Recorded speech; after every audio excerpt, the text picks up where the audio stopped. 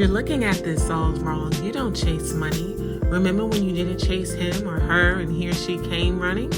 When you chase after a thing, it evades you. Yet when you stop, it comes back to you. You change the energy, the dynamic, the relationship, and that is gained simply from detachment. That's why it was said that money makes a terrific slave but horrible master, because then you are no longer the master but rather the slave.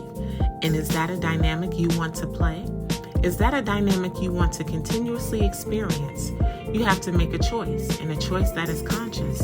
And I understand that when you're in the midst of a circumstance, in the midst of lack, there is a level of anxiety that comes with that. But let's apply an analogy that will enable us to look at this concept logically. You don't work for money. Money works for you. And you don't chase money. It follows you. It doesn't direct you, for you direct it. And you are the creator. You are the magician. It isn't standing from one space of being and looking forward to it, but rather being in another space and looking back at it. When you look back at it, you literally pull the you lacking it to the you in the space of the you having it. It's like an electric current. It's like magic.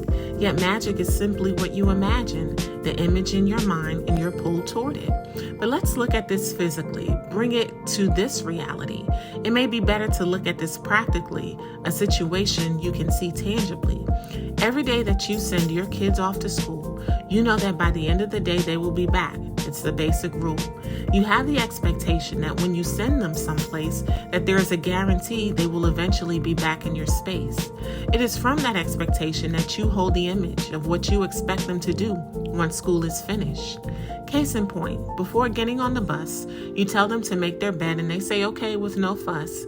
They kiss you as they head out the door, and 10 minutes later you see the bed still not made and clothes on the floor.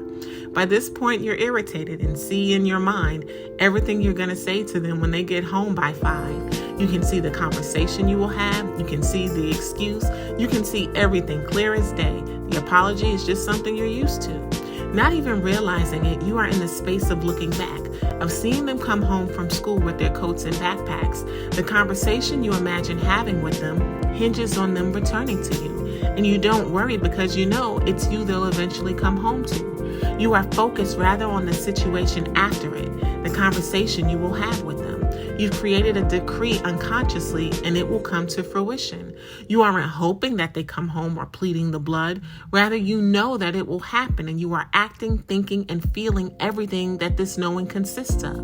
Everything comes down to perspective, and you have to look at the one that works for you, the one that lessens the anxiety, enabling you to see past the obstacle in front of you.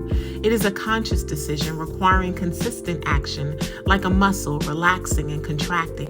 It gets stronger and it gets bigger, and you feel better and move quicker. You transform situations, you manifest your wants, and it's all made and created from the power of your thoughts.